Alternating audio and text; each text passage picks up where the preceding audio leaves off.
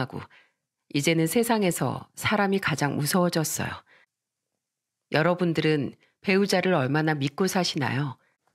사실 부부 사이에 이런 질문을 한다는 게 어이없는 일인지도 모릅니다.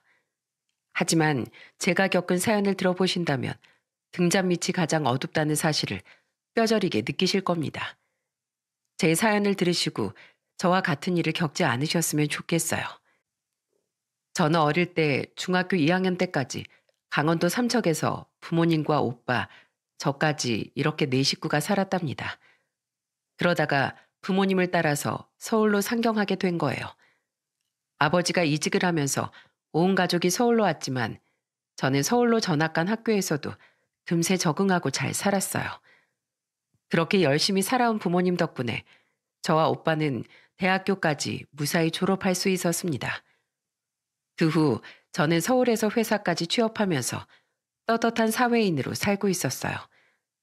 그 무렵 아버지는 은퇴 후 택시기사로 일을 시작하셨습니다. 그러다가 저는 우연히 대학교 때 알고 지내던 선후배들하고 오랜만에 만날 자리가 생겼어요. 그리고 그곳에서 학교 선배였던 남편을 만나게 된 겁니다.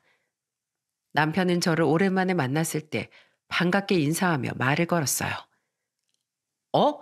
너 김여지 맞지? 뭐야, 종학이 오빠 맞아? 오빠도 왔구나. 그동안 잘 살고 있었어? 나야 맨날 똑같지 뭐. 야, 넌 더 예뻐졌다. 에이, 무슨 소리야. 옛날이랑 똑같지. 옛날에도 볼만했어. 근데 요즘 어떻게 지내? 결혼은 했어? 무슨 결혼이야. 아직 먹고 살기 바빠. 그래. 그럼 우리 자주 보고 살자. 회사 생활도 팍팍한데 자주 만나서 옛날 얘기도 하고 회사 생활도 털어놓고 지내. 나야 좋지. 그렇게 저는 대학 때 알고 지내던 선배였던 남편과 만나게 됐던 거였습니다. 그 후 저는 남편과 자주 연락도 하고 만나면서 지냈어요. 30 초반에 다시 만난 남편은 대학교 때와는 또 다른 느낌이었습니다. 그렇게 한동안 오빠 동생 사이로 지내다가 연인 사이로 발전하게 됐어요. 한 2년 정도 연애를 하다가 34살이 되던 해 결혼 준비를 시작했습니다. 저와 남편은 여러모로 잘 맞는 점이 많았어요. 그런데 정말 운명이라는 게 있었던 건지 상견례를 하다 보니까 양가 집안끼리도 성향이 너무 잘 맞는 겁니다. 남편은 9살 때 시모를 먼저 떠나보낸 아픔이 있었어요. 그래서 상견례 땐 시부, 남편, 시동생과 저희 부모님과 저 이렇게 자리하게 됐죠. 상견례를 하면서 술잔이 오고 갈 때쯤이었습니다. 시아버지께서 저희 아버지를 보면서 어려운 말씀을 꺼내셨어요. 사돈, 우리 앞으로 잘 지내봅시다. 제 아들 자랑할 건 많지 않지만 그래도 누구보다 책임감이 강한 사람입니다. 그리고 효자예요. 그러니까 우리 아들 많이 사랑해 주십시오. 내 아들이다 생각하시고 아껴주세요. 우리 애들 엄마가 일찍 떠나서 엄마 사랑도 모르고 자랐어요. 잘 부탁드리겠습니다. 아닙니다. 이렇게 훌륭한 아드님을 사위로 볼 수 있게 해주셔서 제가 감사하죠. 혼자 두 아들 키우시는 게 힘드셨을 텐데 훌륭하게 잘 키우셨어요. 사도만큼은 아니겠지만 저희도 정말 사위를 아끼는 마음으로 잘 지내겠습니다. 감사합니다, 사돈. 한 잔 더 받으시죠. 시아버지께서 못내 마음에 걸리셨는지 잘 부탁한다는 말씀을 하셨어요. 그리고 정말 아버지와 한 잔씩 주고받으면서 분위기는 점점 편안해졌습니다. 그때 살짝 취기가 올랐을 쯤에 시아버지께서 저희 아버지를 보면서 말씀하셨어요. 그런데 사돈 고향이 어디십니까? 고향이요? 강원도 삼척입니다. 어머, 저도 삼척입니다. 정말요? 아유, 또 이런 인연이 있네요. 전 우리 딸이 중학교 때 서울로 이사 왔지만 제 고향은 삼척이에요. 이야, 진짜 서울에서 같은 고향 사람을 만나 사돈을 맺다니 정말 이게 진짜 인연이네요. 그러게요. 혹시 사돈 낚시 좋아하십니까? 그럼요. 제 별명이 강태공입니다. 이야, 사돈, 저랑 취미도 똑같으십니다. 이것도 인연인데 우리 애들 시집 장가 보내고 나면 낚시나 하면서 취미생활하면서 인생 즐기자고요. 우리도 우리 인생 즐겨야죠. 아, 좋습니다. 언제든 불러만 주세요. 저와 오빠는 두 분의 대화를 신기하게 쳐다볼 정도였습니다. 정말 두 분이 친구였나 싶을 정도로 잘 맞으시는 거예요. 그렇게 상견례를 훈훈하게 마칠 수 있었습니다.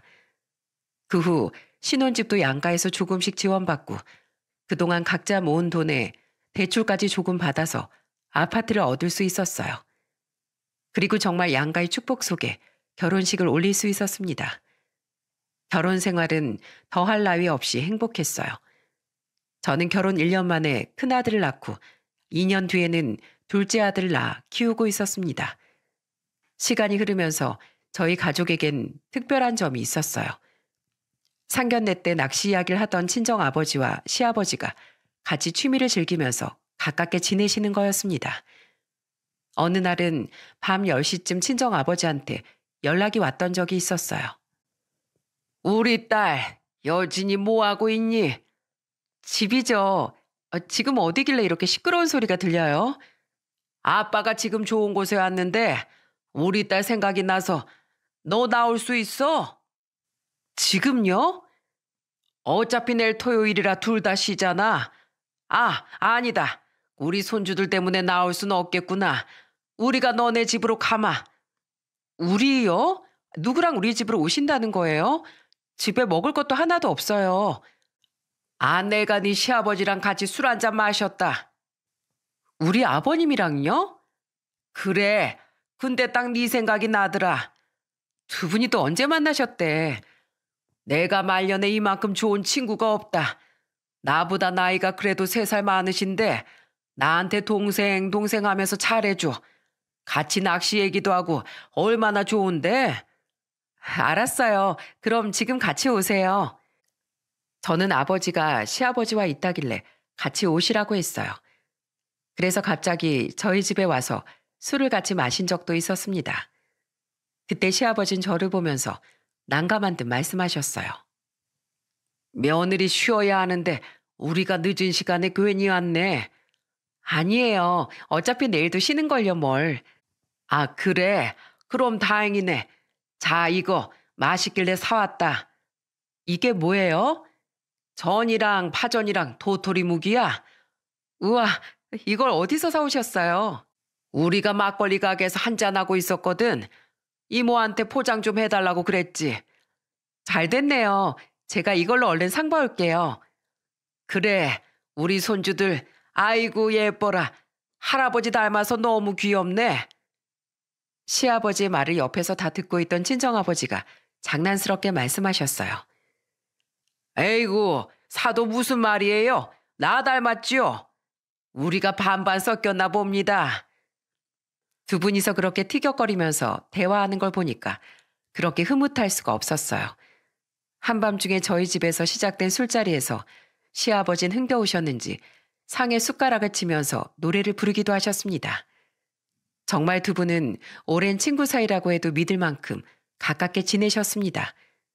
한 번은 남해로 같이 낚시를 가셨던 적도 있었어요. 그때 아버지가 저한테 영상통화를 걸어서 같이 있는 장면을 보여주셨던 적도 있었어요. 여진아, 네 시아버지 낚시하는 것 좀 봐라. 폼은 그래도 아빠가 더 낫지 않니? 두 분이 또 낚시하러 가셨어요? 그래, 우리가 할 게 뭐가 있어? 낚시나 이렇게 같이 다니는 거지. 아무래도 오늘은 아빠가 더 큰 거 잡을 것 같다. 이따가 누가 더 큰 거 잡았나 영상 보내주세요. 그래, 알겠다.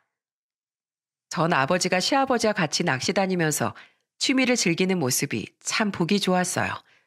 그리고 남편도 시아버지가 외롭지 않고 즐겁게 사는 모습을 좋아했답니다. 저는 노후에 성격과 취미가 딱 맞는 두 분이서 인생을 즐기는 모습이 참 보기 좋았습니다. 그렇게 앞으로도 쭉 두 분이 노후를 즐겁게 보내시길 바랬어요. 하지만 이런 행복이 길게 가지 못했습니다. 생각지도 못한 시점에 불행이 닥치고 말았거든요. 늘 저를 사랑으로 감싸주시던 시아버지가 안타까운 사고로 세상을 그만 떠나신 겁니다. 그때가 딱 저희 결혼 7년 차 때 생긴 일이었습니다. 정말 사고는 예고도 없이 찾아온다고 하더니 저와 남편이 평소처럼 저녁을 보내던 어느 날 남편한테 다급한 전화가 걸려왔어요. 여보세요? 네, 이종학 씨 되시죠? 네, 맞습니다. 근데 무슨 일이시죠? 아버님 성함이 이준범 씨 맞으신가요? 네. 그런데 저희 아버지 왜요? 여기 경찰입니다. 지금 아버님께서 사고로 세상을 떠나셨어요. 병원으로 급히 와주셔야 될 것 같습니다. 남편은 충격적인 전화에 믿을 수 없다는 반응이었습니다. 그때 밤 9시였는데 남편은 정신 나간 사람처럼 허둥지둥 거리고 있었어요. 그래서 저는 남편 대신 운전해서 병원으로 같이 갔습니다. 남편은 차 옆자리에 타서 하염없이 눈물을 흘리면서 말했어요. 아버지, 제발요. 아직은 안 돼요. 저랑 약속하셨잖아요. 손주들 크는 거 꼭 같이 다 보신다고 했잖아요. 제발 살아만 있어주세요. 옆에서 남편이 울면서 하는 소리에 저는 가슴이 미어졌습니다. 정말 기적이 일어나서 시아버지가 병원에서 치료받고 있으시길 바랬어요. 하지만 저희가 병원에 도착했을 땐 이미 시아버지께서 차가운 주검으로 누워 계셨습니다. 남편은 시아버지를 확인하고 바닥에 주저앉으면서 오열했어요. 아버지, 이게 무슨 일이에요? 이거 꿈이죠? 아니죠? 지금 장난치시는 거죠? 저 왔어요. 아버지 큰아들 종학이 왔다고요. 눈 좀 떠보세요. 남편이 오열하는 소리가 정말 슬프게 들렸어요. 시아버지의 죽음을 믿을 수 없던 남편은 싸늘하게 누워있는 시아버지를 계속 안으려고 했습니다. 애처로운 남편을 주변에서 다 말릴 정도였어요. 낚시 동호회 사람들과 낚시를 하러 간다면서 즐겁게 나가셨는데 왜 우리 아버님만 이렇게 됐나 저는 의문이 들었습니다. 그때 저는 경찰한테 물었어요. 그런데 왜 우리 아버님만 이렇게 되신 거예요?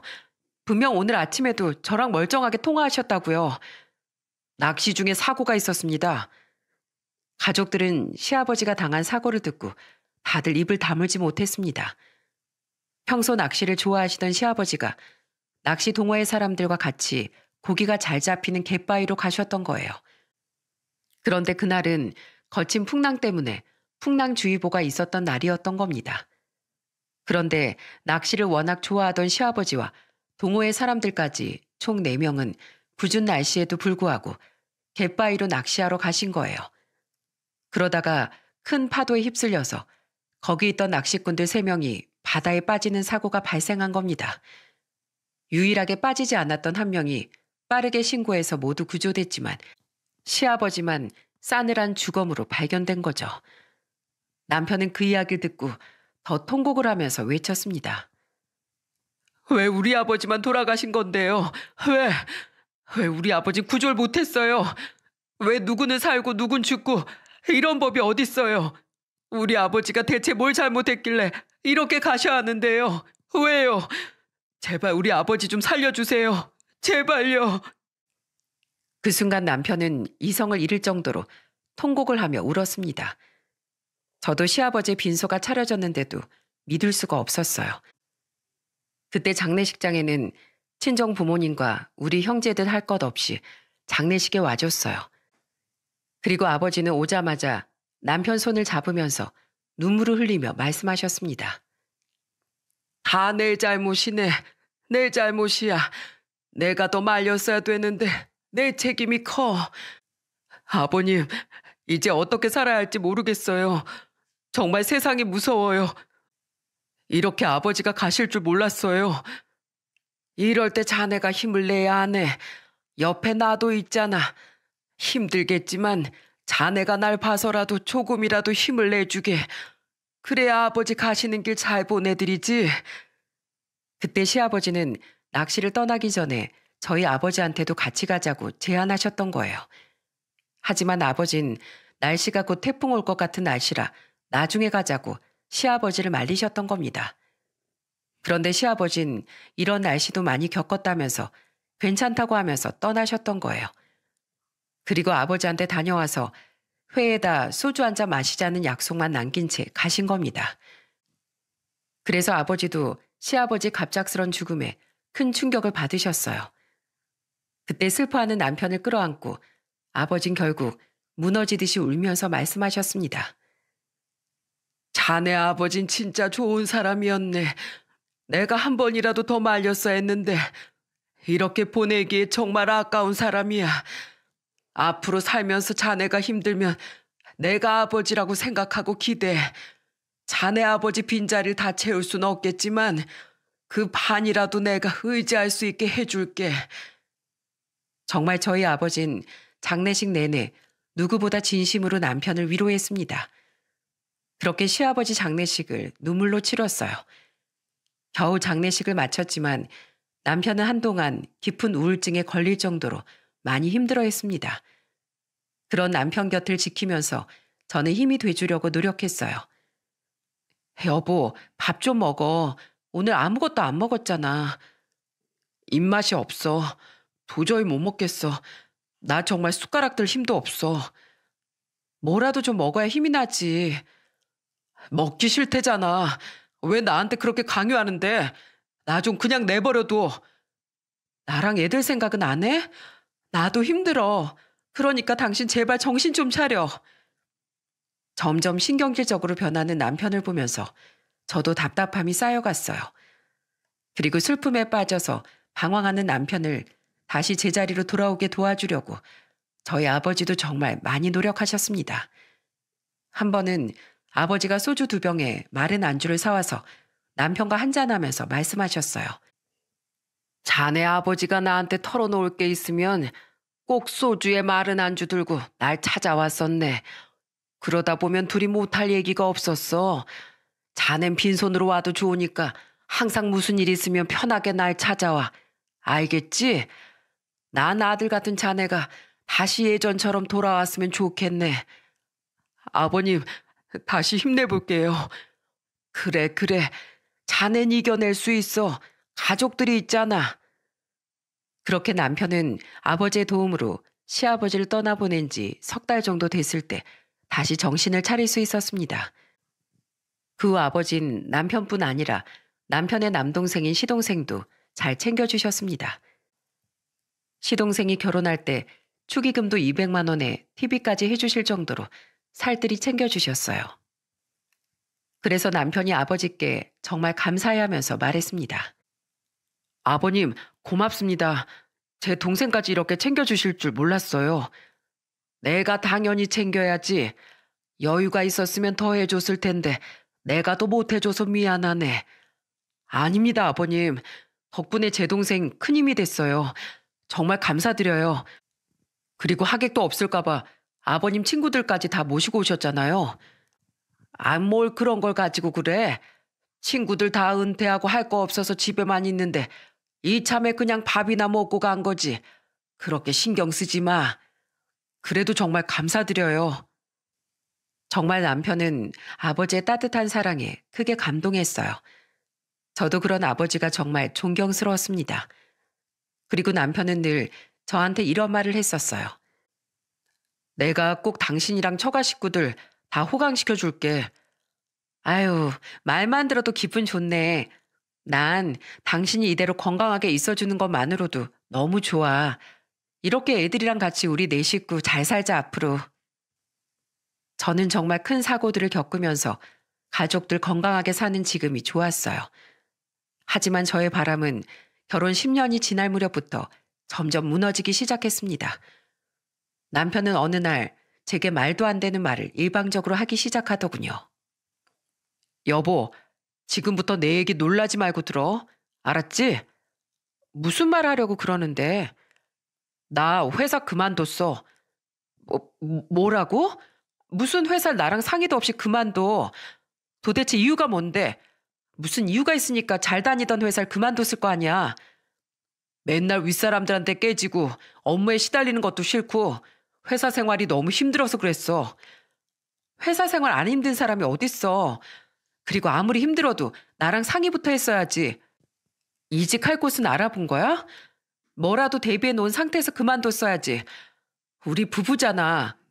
부부는 서로 의논하고 같이 결정해야 하는 거 아니야? 근데 이렇게 대책 없이 그만두는 사람이 어딨어? 내가 진짜 미안해. 정말 입이 두 개라도 당신한테 할 말이 없어. 저는 남편이 갑자기 회사를 그만뒀다는 말에 화가 잔뜩 났어요. 하지만 어떻게 할 방법도 없고 고개를 푹 숙이고 있는 남편을 보면서 한숨을 쉬며 물었습니다. 그래서 이제 뭐 할 건데? 정말 아무 계획 없이 그만둔 거야? 나 재테크 공부 좀 해보려고. 재테크? 아니, 무슨 재테크? 내가 지금까지 모아둔 돈이랑 퇴직금으로 한번 해볼까 해. 이걸로 우선 부동산이라든지 주식에 투자를 해보려고. 딱 2년 동안만 해보고 수익이 나든 안 나든 인생 경험했다 생각하고 딱 멈출게. 제발 부탁이야. 부동산? 주식? 그나마 있던 돈까지 날리면 어쩌려고. 내 눈에 흙이 들어가도 절대 안 돼. 일단 내 말 좀 들어봐. 요즘 재테크 안 하는 사람 찾기도 힘들어. 이 남편 한 번만 믿어주라. 딱 2년만 해볼게. 어? 안 된다니까. 이건 우리 비상금이라고. 저는 그렇게 남편에게 강하게 반대했습니다. 그런데 남편은 제 반대에도 불구하고 허락도 없이 재테크에 투자한 겁니다. 정말 그때 남편하고 주먹 싸움만 안 했을 뿐이지 엄청나게 싸웠던 것 같아요. 하지만 어쩌겠습니까? 이미 다 엎질러진 물인 것을요. 이놈의 남편을 믿는 거 말고 방법이 없었습니다. 그렇게 남편은 정말 2년 내내 집과 밖을 싸돌아다니며 투자에만 매달렸습니다. 그렇게 남편이 전업 투자를 시작한 지 2년째 되던 해 갑자기 남편이 고급 레스토랑으로 저를 초대하더군요. 여러분들도 다 아는 우리 대한민국에서 가장 높은 건물에서요. 한강을 바라보며 밥을 먹을 수 있는 그런 곳에 예약을 했더군요. 하지만 저는 음식 가격대를 보고 기절초풍하는 줄 알았습니다. 가격대 수준이 제가 상상도 할 수 없는 수준이었거든요. 여보, 갑자기 이런 데서 무슨 밥이야. 여기 엄청 비싸잖아. 당신 미친 거 아니야? 아유, 참. 오늘 우리 결혼 기념일이잖아. 그래서 내가 큰맘 먹고 예약한 거니까 오늘은 이해해줘. 여기서 먹는 밥 한 끼면 우리 애들 데리고 나가서 다 같이 소고기를 먹고도 돈이 많이 남겠다. 내가 당신한테 맨날 잔소리만 하니까 이런 거 해주면서 입 막으려고 하는 거지? 아니야. 나 당신한테 보여줄 게 있어. 뭐? 또 무섭게 왜 그래? 또 이상한 소리 할 거면 나 여기서 뛰쳐나간다. 자, 이거. 그리고 남편은 저한테 통장을 내밀면서 말했어요. 그때 남편이 당당하게 내민 통장을 보고 저는 깜짝 놀랐습니다. 남편이 지금껏 투자했던 수익률이 무려 2배 가까운 금액이었던 거예요. 저는 깜짝 놀라 남편을 보고 말했습니다. 이거 지금 2년 만에 이렇게 2배로 불린 거야? 내가 남편 믿으라고 했지? 내가 계속 직장 다녔어 봐. 이런 돈 만질 수 있었을 것 같아? 당신 남편 이렇게 능력 좋은 사람이라고. 그래. 마이너스는 아니니까 다행인 건 아는데 이제 여기서 그만하자. 사람은 주어진 거에 대해 만족할 줄 알아야 되는 거야. 알았지? 그게 무슨 소리야? 물 들어올 때 노 저으라는 말이 있어. 지금이 바로 타이밍이라고. 내가 딱 감을 잡은 거라니까. 남들보다 보는 눈도 있는 것 같고 재테크 고수한테 수강비 주고 배우고 있어.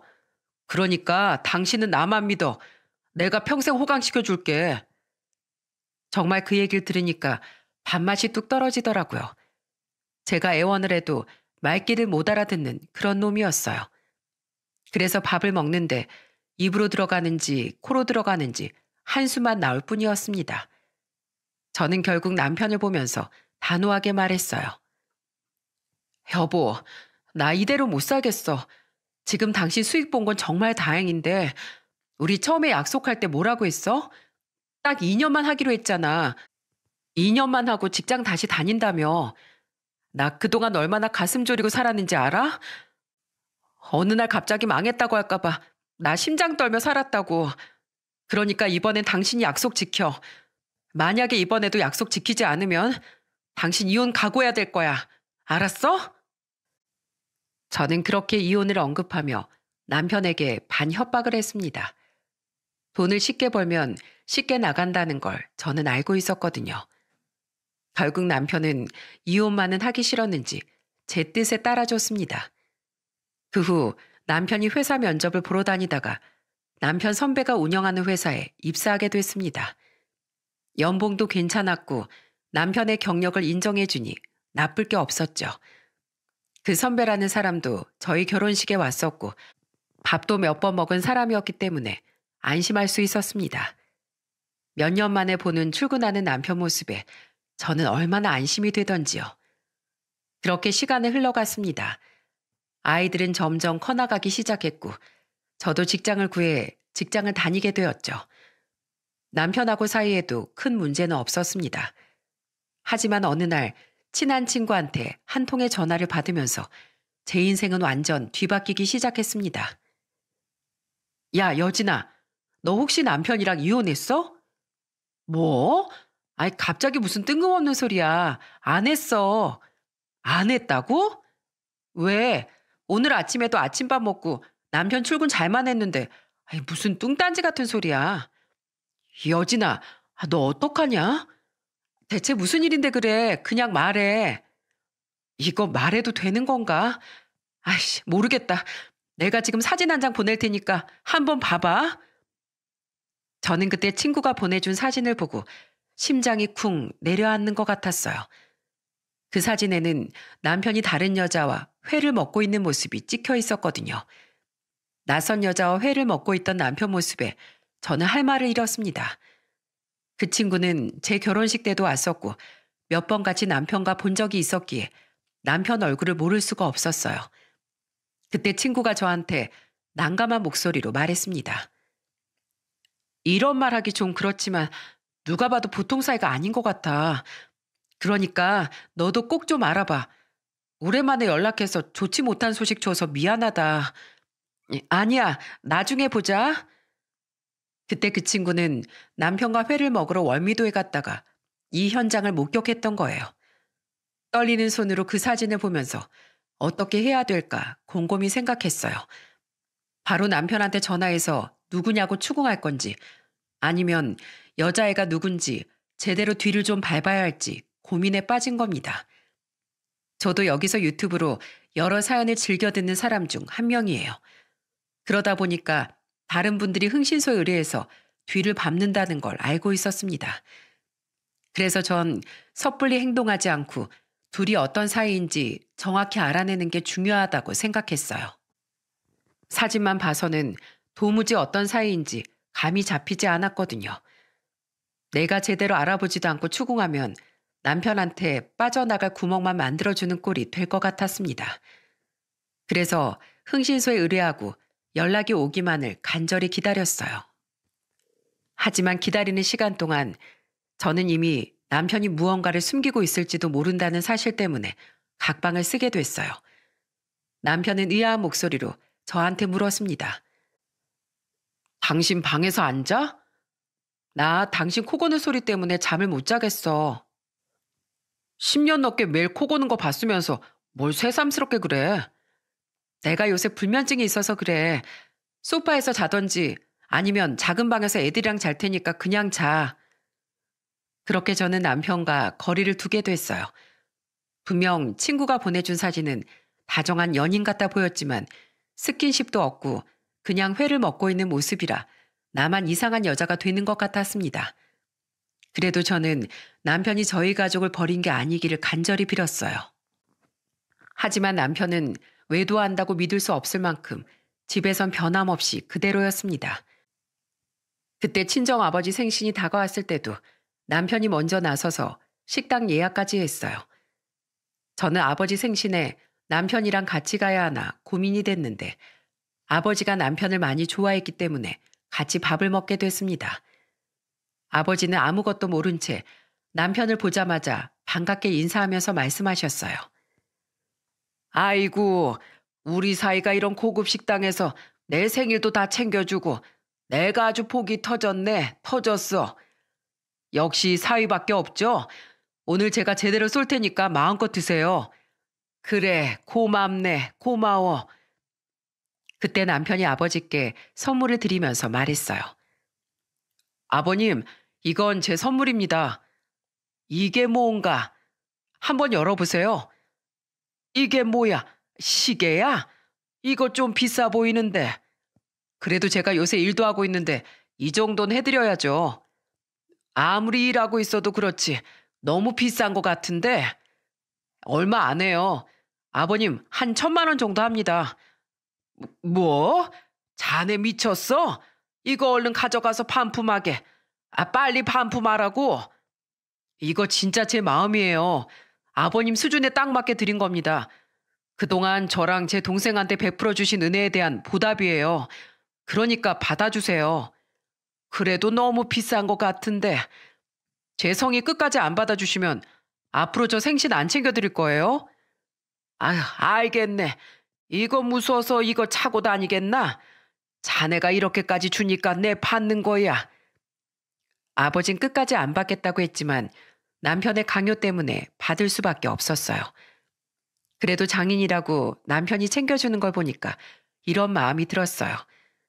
사진 속 여자가 그냥 아는 사람이길, 제발 그냥 친한 사람이길, 아무 사이가 아니길 간절히 바라기도 했습니다. 하지만 남편이 철저하게 절 속이고 두 얼굴을 가지고 있다는 걸 알게 된 겁니다. 저희 바람은 흥신소 직원의 전화를 받았을 때 그대로 깨지고 말았어요. 그 직원은 저한테 사진을 보여주면서 말했습니다. 사모님, 여기 사진 좀 보세요. 저는 수많은 사진을 보면서 정말 기가 막혔어요. 철석같이 믿었던 남편이 상간녀와 손잡고 걷는 모습, 드라이브 가는 사진, 심지어 가서는 안 될 장소까지 간 사진까지 찍혀 있었습니다. 선을 넘은 남편의 모습에 큰 충격을 받은 거예요. 어떻게 가정 있는 남자가 다른 여자랑 이러고 다닐 수 있는 건지 믿기지 않았습니다. 그때 흥신소 직원이 저한테 말했어요. 남편분이 재테크 관련 강의를 하시던데 맞나요? 네, 뭐라고요? 재테크 강의라뇨? 일반 회사 다니는 사람인데? 사모님을 지금껏 속였나 보네요. 이 여자는 남편분이 운영하는 재테크 강의 듣는 수강생이에요. 나이는 30대 후반이고 미혼입니다. 뭐라고요? 분명 선배가 운영하는 회사에 다녔는데. 그 선배하고 말을 맞췄는지 아님 다니다가 그만두고 이런 짓을 하는지 그건 모르겠네요. 근데 남편분 문제가 많은 사람이던데요. 사람들 등치고 다니고 있는 것 같더라고요. 네? 등치다뇨? 그게 무슨 말이에요? 사람들을 전국에서 끌어모아서 자본금 2천만 원으로 50억을 만들었다면서 재테크 신이라면서 허위 경력과 자신의 업적을 부풀려서 수강생을 모집하고 있는 것 같던데요. 요즘 취업도 안 되는 시기니까 젊은 사람들, 나이 드신 은퇴자들 대상으로 취업하지 말라면서 투자하라고 유도하고 있었어요. 제가 좀 알아보려고 몰래 잔입해서 수강생인 척하고 들어가 봤는데 누가 봐도 사기꾼이던데요. 자, 보세요. 증거 영상입니다. 저는 흥신소 직원이 보여준 영상을 보고 입을 틀어막고 말았습니다. 그 영상의 주인공은 남편이 맞았어요. 남편은 선배 회사에 다시 취업한 지 3년 동안 저를 속이고 회사에 출근한 척하면서 이런 짓을 하고 있었습니다. 꼬박꼬박 월급을 갖다 주었기에 저는 믿을 수밖에 없었어요. 나중에 그 선배라는 사람한테 전화해서 따지니 하도 남편이 간곡하게 부탁을 해서 회사에 취직한 것처럼 입을 맞췄다고 하더군요. 할 말을 잃게 만들었어요. 그동안 남편은 이름, 나이, 신분을 전부 속이며 재테크 강의를 하고 있었습니다. SNS에 자신을 허위로 홍보하며 수강생들을 유치했고 수강료를 비싸게 받아먹고 있었더군요. 2천만 원으로 50억을 만들었다. 자신이 키운 수강생이 나를 믿고 투자를 해서 100억을 만들어줬다. 이렇게 사람의 심리를 자극해서 수강생들을 이용해 먹었던 거였습니다. 그 수강생 중에 한 명이 그 상간이었다는 사실에 또 한 번 놀라지 않을 수 없었고요. 정말 남편의 두 얼굴을 보고 소름이 끼칠 정도였습니다. 저는 바로 남편이 주기적으로 강의한다는 곳으로 쳐들어갔어요. 역시나 수강생 6명 정도 모아놓고 강의를 하고 있더군요. 수강생들은 남편한테 한번 수강을 받는데 한 30만 원 정도 수강료까지 내고 듣고 있었어요. 저는 그 현장을 급습했습니다. 야, 이종아! 저는 남편 이름을 부르면서 들어갔고 그 순간 사람들은 모두 저를 쳐다보기 시작했습니다. 그때 마이크를 들고 얼굴이 새하얗게 질려있는 남편한테 다가갔습니다. 남편은 제가 쳐들어올 거라는 걸 상상도 못했을 겁니다. 야, 이종아, 여기가 네가 일하는 직장이야? 네 마누라한테 사기치더니 이젠 여기 있는 수강생들한테도 사기치고 있었냐? 이 사기꾼 같은 놈아. 제 말에 사람들은 웅성거리기 시작했습니다. 저는 남편이 들고 있는 마이크를 빼서 사람들을 보며 말했어요. 안녕하세요. 저는 이 사람 아내 되는 사람입니다. 제가 여기 온 이유는 여러분들을 살려드리기 위해서 왔습니다. 이 사람 다 사기꾼이에요. 재테크의 재자도 몰라요. 그냥 재테크 잘하는 사람들 흉내만 내고 있을 뿐이라고요. 그리고 2천만 원으로 50억을 만들었다고 들으셨을 텐데 그거 다 뻥입니다. 여러분은 다 속고 있어요. 제발 정신들 차리세요. 제가 이렇게 말하니까 옆에 있던 남편이 화를 내며 말하더군요. 당신 미쳤어? 지금 뭐 하는 거야? 남의 영업장에서. 네가 무슨 영업이야? 이 사람들 상대로 돈 뜯어먹으려고 지금 사기치고 있는 것도 영업이냐? 내 말이 틀려? 여러분, 다 나가세요. 그리고 이 사람 경찰에 신고하세요. 이 사람한테 투자한 사람들 지금이라도 제대로 알아보십시오. 다 사기꾼이라는 걸 금방 알게 되실 거예요. 그리고 바로 그때였어요. 제가 사람들을 보면서 열변을 토하던 그때 누군가가 바닥에 주저앉았습니다. 저는 그 여자를 보고 단번에 누군지 알 수 있었어요. 사진 속에 봤던 바로 그 상간이었던 겁니다. 그리고는 갑자기 남편 멱살을 잡기 시작했습니다. 오빠 이게 무슨 소리야? 사기라니. 그리고 가정 있는 남자였어? 무슨 말이라도 해보라고 이 나쁜 놈아. 아 진짜 짜증나. 전부 다 들켜버렸네. 뭐야 사실이었어? 그럼 난 어떡해. 너한테 내 인생을 맡긴 난 어떡하냐고. 아무것도 몰랐다는 듯 남편을 보고 따져 묻는 상간녀를 보고 저는 황당한 듯 물었습니다. 내 남편하고 바람난 상간녀가 너니? 뭐요? 상간녀요? 이 사람 아들 2명이나 있고 나랑 10몇 년을 같이 산 사람이야. 전 정말 몰랐다고요. 아무것도 몰랐어요. 진짜 몰랐다고? 장난해? 어떻게 모를 수가 있어? 말을 안 하니까 모르죠. 물어보세요. 여기 있는 사람들도 다 총각으로 알고 있었다고요. 정말 거기 있는 사람들은 남편이 총각인 줄 알고 있던 거예요. 그 여자도 완전히 재수없게 당한 거나 마찬가지였습니다. 정말 두 여자의 인생을 양손에 쥐고 이 한 놈이 처참하게 무너뜨린 거예요. 그런데 더 기가 막힌 건 그 순간 상간녀가 남편한테 따져 묻기 시작하면서부터였습니다. 오빠, 말 좀 해봐. 이게 다 사실이냐고. 얼마 전에 우리 집에 결혼하기로 하고 인사도 했잖아. 이건 또 무슨 소리인가 싶어서 저는 그 상간녀한테 물었어요. 인사를 했다고? 그쪽 부모랑 왜 인사를 합니까? 저랑 결혼까지 약속했어요. 저희 집에 인사까지 왔다고요. 나뿐만 아니라 우리 가족도 다 속인 거라고요. 말해봐. 어디 한번 말해보라고 이 나쁜 놈아. 대체 왜 나한테 그런 거야? 상간녀는 고개를 푹 숙이고 있는 남편에게 계속 멱살을 잡으며 물었습니다. 그리고 그 자리에 있던 수강생들이 다 손가락질을 하면서 소리쳤어요. 야, 이 나쁜 놈아. 완전 쓰레기였네. 완전 나쁜 놈이네. 아, 큰일 날 뻔했네 진짜. 다들 갑시다. 아직도 이런 사기꾼들이 판을 치네. 아유, 재수없어. 다른 수강생들은 하나둘 자리를 떠나기 시작했습니다. 야, 우리 아버지 은퇴자금 투자한 거 어떻게 할 거야? 돈 내놔. 그 돈 내놓으라고. 우리 아버지 그거 없으면 안 된단 말이야. 빨리 돌려줘. 돌려주라고. 그 순간 남편은 어떻게 행동했는 줄 아시나요? 갑자기 문 쪽으로 쏜살같이 달려가더니 순식간에 도망을 치더군요. 정말 쥐새끼가 따로 없었어요. 본인이 불리할 것 같으니 본처와 상간녀를 버리고 저만 살겠다고 도망간 겁니다. 결국 저는 상간녀랑 둘이 남게 됐어요. 상간녀는 그 자리에 주저앉아 울기 시작했습니다. 저는 상간녀를 일으켜 세우면서 말했어요. 일단 진정하고 잠깐 얘기 좀 하실래요? 네, 사모님. 근데 저 정말 아무것도 몰랐어요. 알겠으니까 침착하게 지금부터 제가 묻는 말에 솔직하게 대답해요. 제 남편이랑 언제부터 만난 거예요? SNS로 처음 알게 됐어요.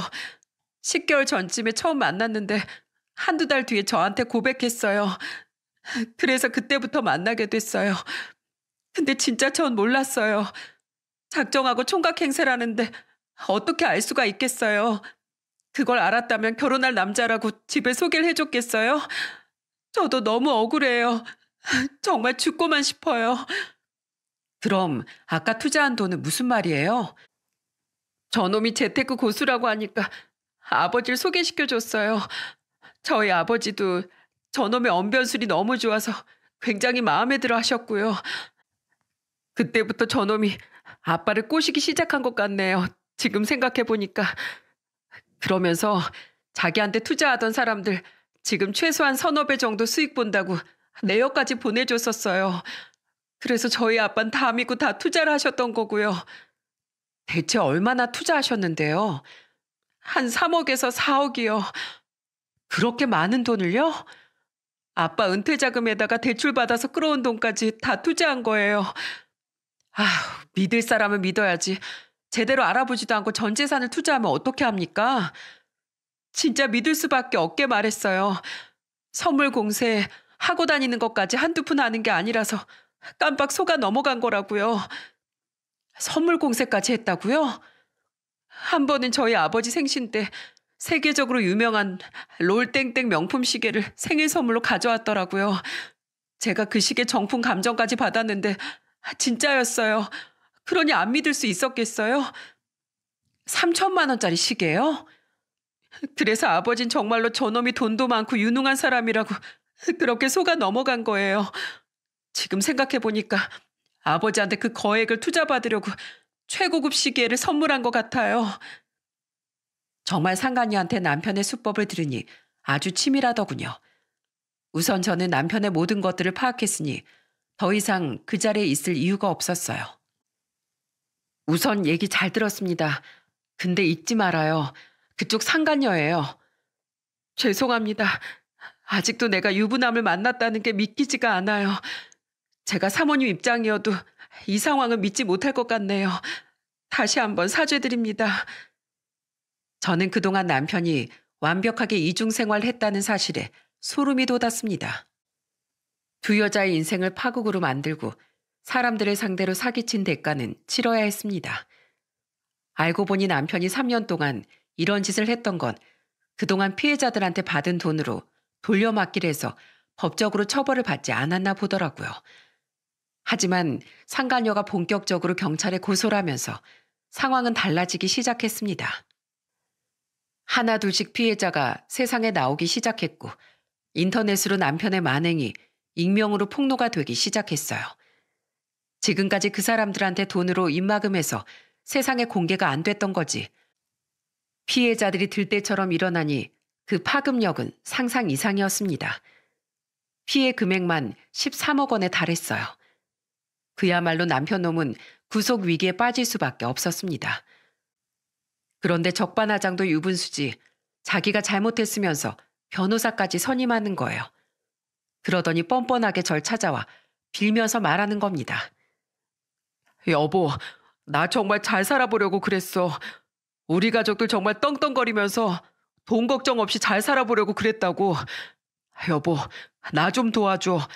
나 이거 피해자들 합의 못 보면 나 콩밥 먹어야 된다고.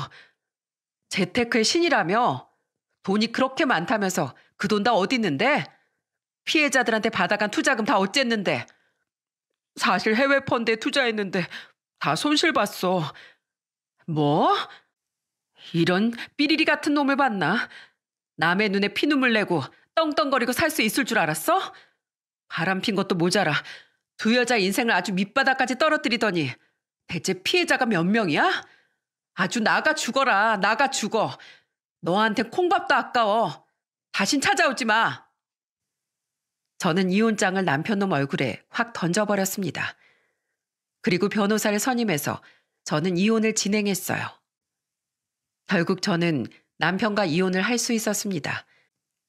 재산이라고 할 것도 없지만 재산 분할을 하면서 남편이 가져가야 할 몫은 피해자들한테 사기친 돈을 변제하는 데 쓰일 수밖에 없었습니다. 그리고 법의 처벌도 피할 수 없었어요.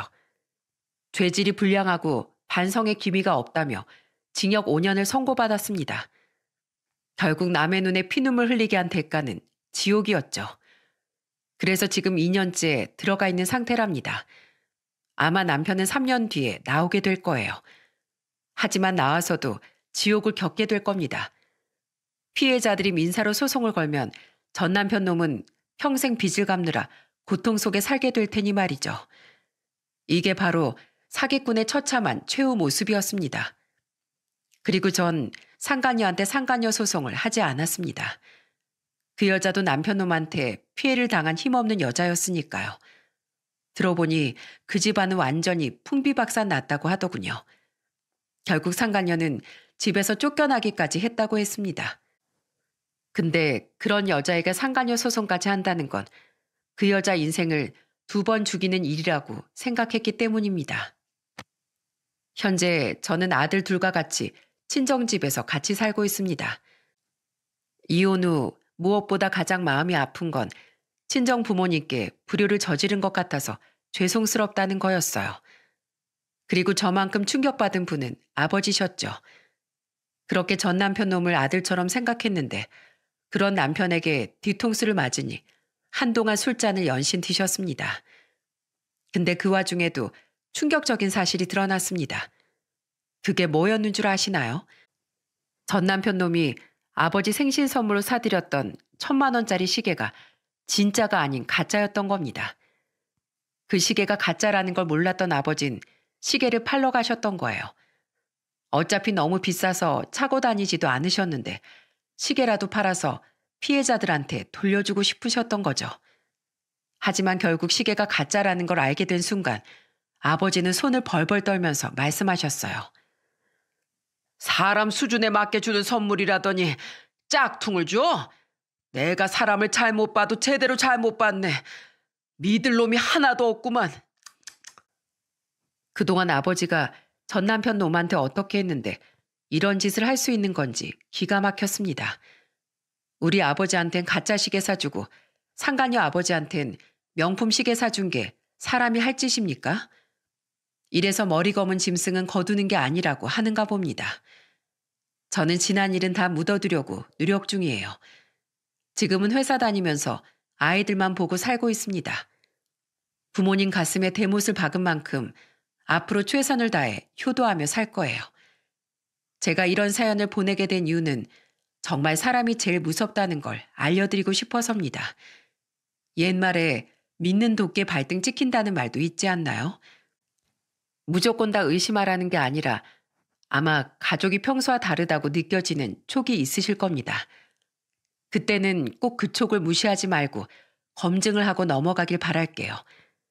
의심이 든다면 확실하게 확인을 해보는 게 중요하다고 생각해요. 그리고 작은 의심의 씨앗을 제거했을 때 사이가 더 단단해진다고 생각합니다. 부디 저와 같은 일이 없도록 여러분들은 초장에 바로 잡으시길 바랄게요. 모두 들어주셔서 정말 감사합니다.